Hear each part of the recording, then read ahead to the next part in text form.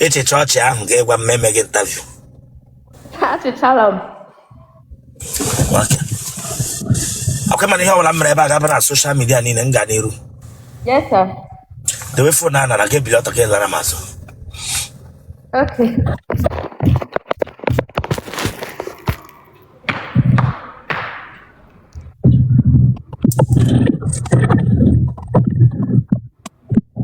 Back in our boarding school.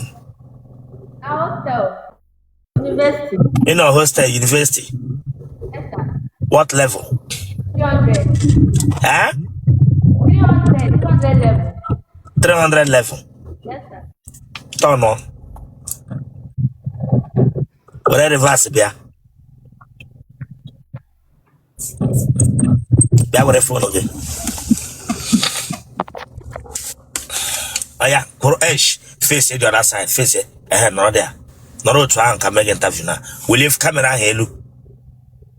Is that for them? 21. Huh?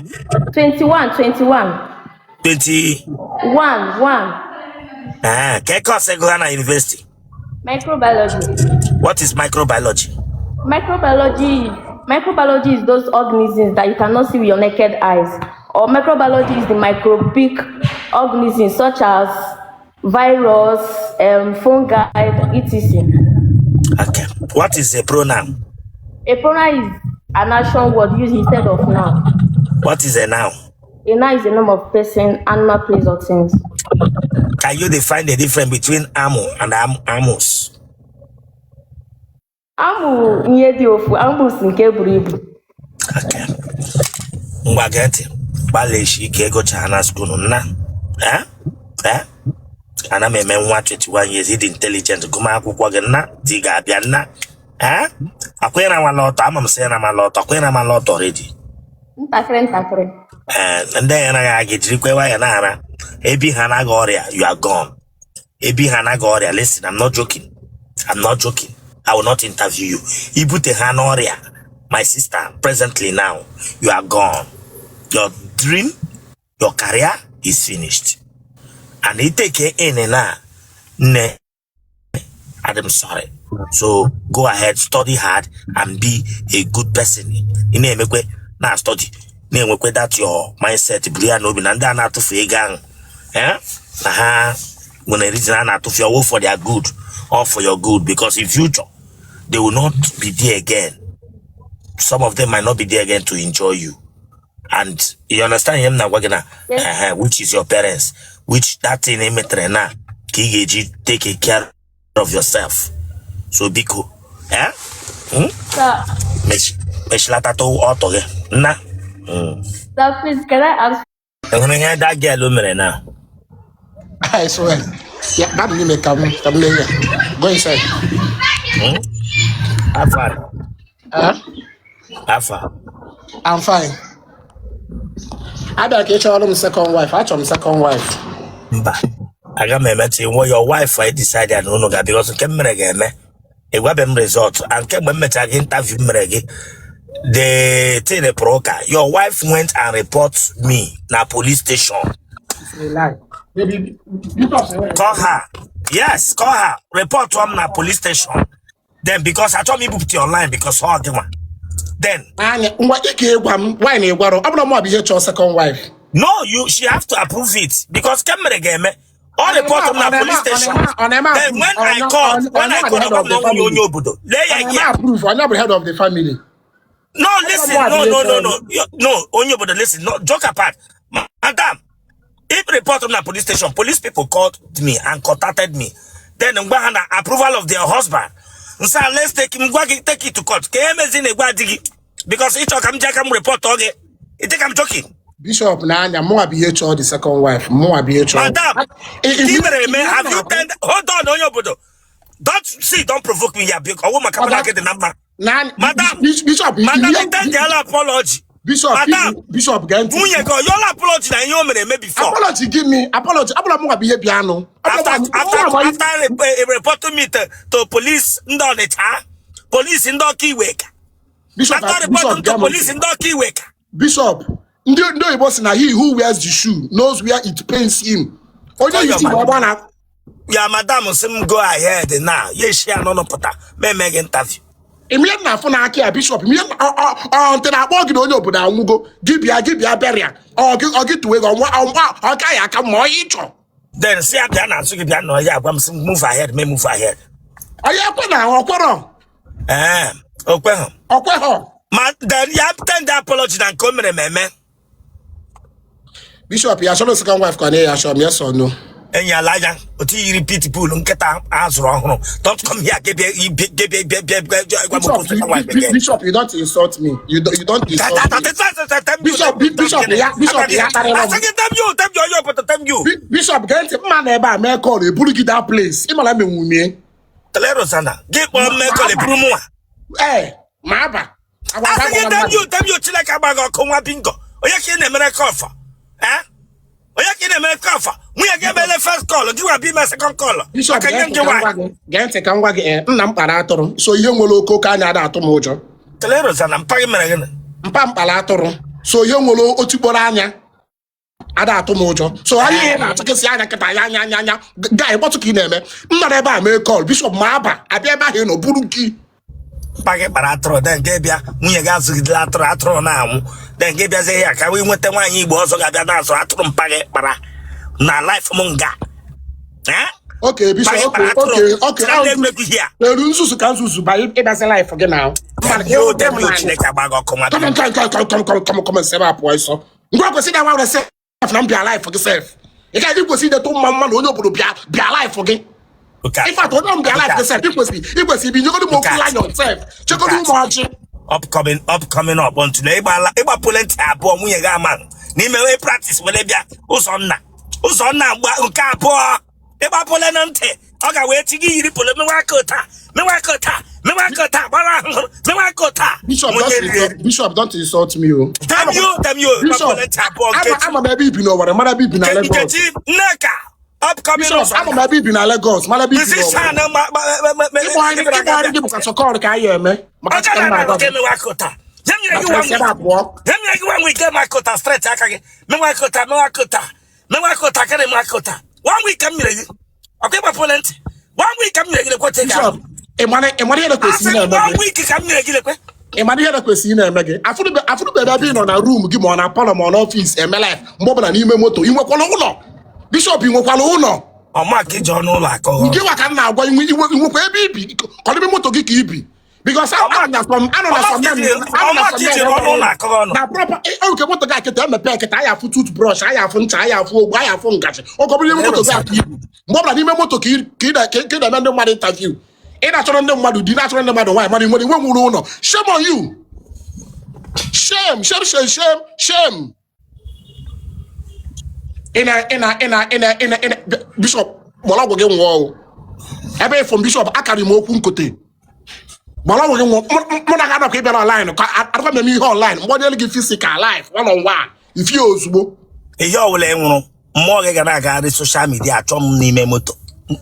Your spirit ga na-agwa aga papa riorio mmụọ gị ga na-emove in ụtakọ gị si na-aga up and down. Mmụọ gị ga na-akpagharị na this app na-achọ mma n'ime moto n'ime mmụọ gị ga-emegide chọwa mis o ji eme m ka m buru ya na moto m ga-ekwe. Bishop spiritual anya m agwa gị ndị apams ga-eburu igbe gị otu a ga-ebu igbe gị otu a n'ọkọ ya na lụta agbe m na-asị nwụọna ndị apams akpọta ndị apams ha buru gị na-agba egwu ha ga-akụ igbe gị n'ala.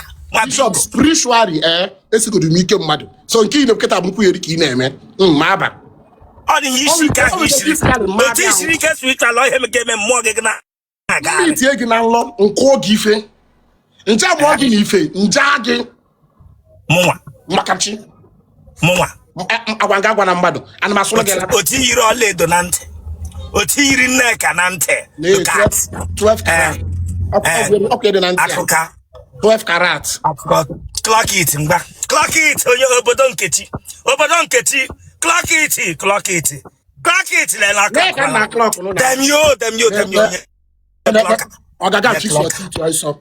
Ka come je kwuru ofu dentist ka chat it mechie gị ga ihe adịghị n'ọnụ. Emechie meze. Na ka eze ibule eze o na akpagharị. Maka na mbịa life gị. Mba mbara ya dị na onwelo ọmụ chọrọ ọmụ ọbụla onwe m bịa na your life. Ewụba m naanị. Mana onwegoro ya nwee cha. Ị ga-ebe akwa ọtọ. Ị ga-ebe akwa ọtọ. Ile anya mmiri akwa ọtọ ga-agba gị. Anya mmiri akwa ọtọ ga-agba gị. Ị ga n'otag. Akwụkwọ ọtọ na-adọ gị. Otag ị ga-esi nọ. Ị ga n'otala anya. Akwụkwọ ọtọ na-adọ gị pụtara na social media ga na-emezi ụta. Ga na-emezi ụta. Akwụkwọ ọtọ ga-adọ gị. Gị pụtara na social media ga na-eme ụta. Bishop, ensure meaning agba mkpụrụ mmiri. Because one of the characteristics of ndị na-agba mkpụrụ mmiri bụ na ha bịa ha fịcha like fịkpọ. N'elu ka ị dị. Mgbe dị ka skeleton. Mgbe anyị na-eme biology gbakachi, o nwere ihe dị iche, onye ihe dị with skeletal system ejikuziela biology. Onyeobodo mụ aka ịkpọga skeletal. Ancestor. Bishop Ndewo. Ancestor no. Bishop Ndewo. Like it must like Bishop. Respect onwe gị na ancestor. Bega akwenye n'onwe gị ugwu na meputu. No. Bishop abarilam biko. Abarilam. Ancestor say ele ihe nji bịa nga. Never ya n'ihu ya gị akparị m. Kedu ihe dị ya?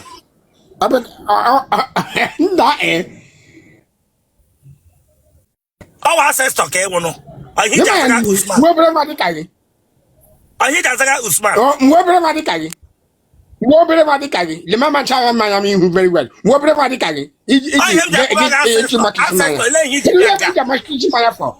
No, wait. Can you get my kitchen man for self? Na m bịara platform gị. Onye ahụ ga-ahụ ụzọ. Ịhụ ahụ ụzọ. God oge onye na-ahụ ụzọ. Bishop, don't let my hair like this. Not bad him. Our ancestor ka ewu. Bishop, Bramlo Yungo. Agwa na ancestor. Gịnị mere gị n'anya? Kedu ihe mere gị n'anya? Lee anya manya. Ndị ka onye anya akpọrọ. Lenebe kamera nọ ancestor. Lenga kamera nọ. Lewanye ebe. Ancestor le hiji bịanga. Aba bilegi Bishop adị mmadụ ewu. Kambara nyawa. Come on, get out. Ana go ka ile go ka. Get job here like this. Trip aye barim. E trip barim this me na ya bo obo. Ancestor le bi sha. Amikishila maya. Agba ngejo kwa amikishila maya. Ancestor le bi sha na ira ancestor. Ano na enshi France ano yegi. Ano mo obodo Igbo. Ancestor. Oye wa ancestor gị. Mema oye ancestor gị na emechi ọnụ gị. Ese? Mema oye ancestor gị mgbe emechi ọnụ gị ọnụ. Okay, be. Gile chamaka gile chamaka dị ka banya gị akparị m. Ancestor hem jụrụ gị ancestor le hiji bịanga. Abambi kele gị. Mechie gị ọnụ my friend. Mmechi ọnụ. Yes. Mmechi ọnụ. Ancestor. God have mercy. God have mercy for this bishop. Bishop, like listen. Emeka magbo m ha kpọrọ gị. Hotelero sana ụmụ gị ndị ntọ mmadụ. Magbo m ha kpọrọ gị. Ancestor manụ m na ụmụ gị ndị ntọ mmadụ ndo. Ndị eweli iwe. Iji meji egwuregwu. Ama m na ụmụ gị ndị ntọ mmadụ. Ancestor ndo. Bishop, I like it very well.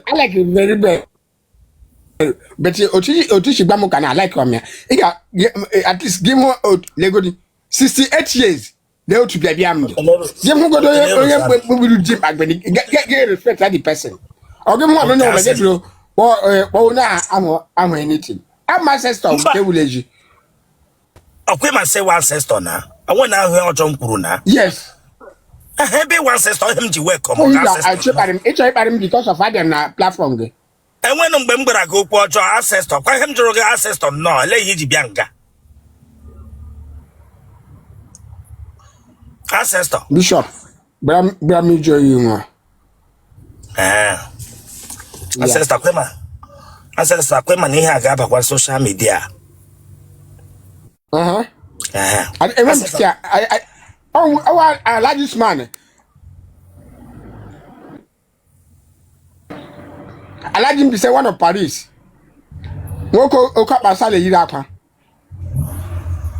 Ancestor gịnị mere gị na anya hụ ahụ ụzọ lekwe ebe anya gị nọ. Auduto ihe nji laptop ọ dị crooked. Le mme halanya moto a. Me na legi. But I nga na I le nga this side. Yeah. Yes. But ancestor gaa n'iru nna eme anya ekwuwe nna ka eze gakwana Usman na TikTok. Amụ kombise ọ nye m chọrọ ịza nye m ụla mmadụ kpọrọ nkiri aka ọ ga-eza. Okay. Mpaga ọwa onye Awụsa. Mmaghị onye Awụsa. Mmonye.